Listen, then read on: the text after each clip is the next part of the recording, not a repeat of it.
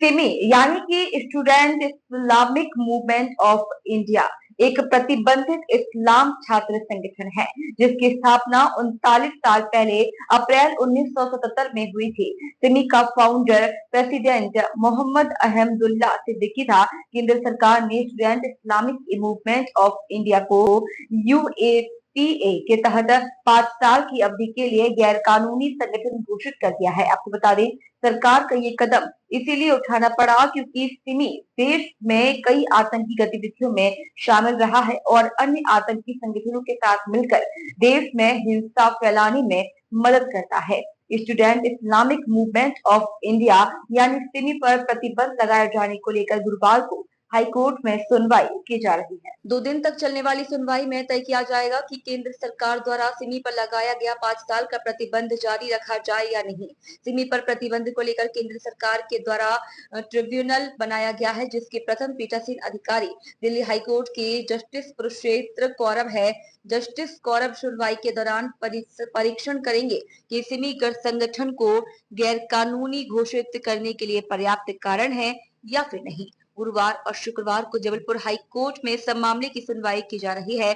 Justice पुरुषोत्तम कौरव यह देखेंगे कि सिमी पर सरकार द्वारा लगाया गया प्रतिबंध उचित है या फिर नहीं। आपको बता दें कि हाल ही में जनवरी 2024 को केंद्र सरकार ने सिमी संगठन पर 5 साल का प्रतिबंध बढ़ा दिया है। सरकार ने सिमी पर प्रतिबंध की सुनवाई के लिए एक ट्रिब्यूनल बनाया है, जिसके पहले पीठासीन अधिकारी जस्टिस पुरुषोत्तम कौरव को बनाया गया है। दरअसल आतंकी गतिविधियों में शामिल होने और आतंकी संगठनों के साथ संबंध होने के चलते 2001 में भारत सरकार ने सिमी को प्रतिबंधित संगठन घोषित कर दिया था।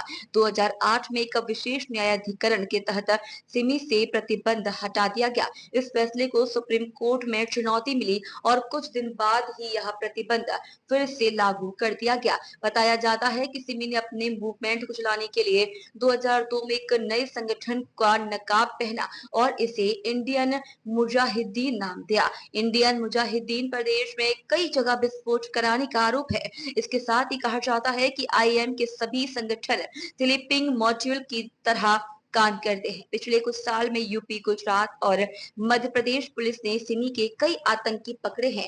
2008 में इंदौर के एक घर पर दबिश के दौरान संगठन के तत्कालीन प्रमुख सफदर नागौरी को पकड़ा लिया है। साथ ही इसके अलावा 2 साल पहले बिजनौर में एक घर के अंदर विस्फोट के बाद सामने आई थी, जिसमें सिमी का हाथ था। आतंकी संगठन सिमी का मध्य प्रदेश से गहरा कनेक्शन रहा है।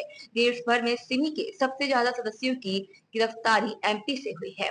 आपको बता दें कि 2015 में मोदी सरकार ने सिमी पर प्रतिबंध अनिश्चितकालीन समय के लिए बढ़ाकर इस संगठन के खिलाफ कार्रवाई सख्त कर दी है। आज सिमी को लेकर जो है वो ट्रिब्यूनल में सुनवाई हुई, क्या कुछ कहा गया है, क्या पक्ष रखा है? आज शासन की तरफ से जो है सुनवाई हुई है उसमें आज, और शासन का ये कहना था कि अभी सिमी से संबंधित जो सदस्य हैं उनकी जो है अभी कार्य जो है उनका चल रहा है और अभी वो उसमें जो है किसी भी तरीके से सिमी में जो है अभी प्रतिबंध लगाना अभी जो है उसको बढ़ाना ज़रूरी है। तो हम अभी हमारी तरफ से जो है उसमें जो सुनवाई रहेगी वो कल रहेगी। वो सबसे बड़ी चीज़ ये कि मध्य प्रदेश में अगर आप देखें तो चारों तरफ से जो एटीएस वगैरह भी आई थी और भी अधिकारी आए थे। सबका यही कहना था कि अभी सिमी के जो भी संगठन है, उनके जो भी सदस्य हैं, उनकी अभी जो है कार्य जो है वो उनका चल रहा है और एक्टिविटीज़ उनकी अभी जो है सही नहीं है। इसलिए जो है सिमी पर जो है अभी प्रतिबंध जो है लगातार जो है बढ़ाया जाए, उसको अभी रोका नहीं जाए। तो शासन की तरफ से जो है करीब 3-4 घंटे बहस चली है, तो उन्होंने काफ़ी अपना जो है सबूत वगैरह पेश किए हैं। तो उस संबंध में जो हमारी तरफ से जो है कल सुनवाई होगी, हम अपना बचाव वहाँ पर देंगे वो। और सबसे बड़ी चीज़ ये थी कि कल जब हम बचाव अपना देंगे तो उसमें ये रहे कि अगर आप देखें तो 7-8 साल में जो है अभी किसी भी तरीके से जो है सिमी से संबंधित कोई भी अपराध जो है किसी भी जो है इस डिस्ट्रिक्ट में आप देखें तो पंजीबद्ध नहीं किए गए। तो इससे साफ जाहिर होता है कि जो सिमी का जो संगठन है वो पूरी तरीके से ख़त्म हो चुका है और उनकी जो एक्टिविटीज़ है वो एक्टिविटीज़ भी अब इस तरीके की नहीं है कि जो है संगठन में जो है दोबारा जो है इसको बढ़ाया जाए। किन बिंदुओं के तहत कल आप पक्ष रखेंगे? देखिए, हमारा सबसे पहले यही रहेगा कि आप 7-8 साल के अंदर अगर आप देखेंगे तो किसी भी ज़िले में कहीं पर भी चाहे वो ATS हो, चाहे वो सिमी से संबंधित जो भी अधिकारी हैं, अगर उनने कहीं भी कोई अपराध ऐसा जो है पंजीबद्ध नहीं किया है। दूसरी चीज़ ये है कि सिर्फ उनका ये कहना है कि जो संदिग्ध है उन पर हम जो है निगाहें लगाए हुए हैं और उनको वॉच कर रहे हैं। तो सिर्फ इसी संबंध से रहेगा कि कोई वॉच करना या फिर कोई मामले रजिस्टर्ड नहीं हुए हैं, तो इससे साफ जाहिर है कि सिमी का जो कार्यकाल है वो पूरा जो है ख़त्म हो चुका है।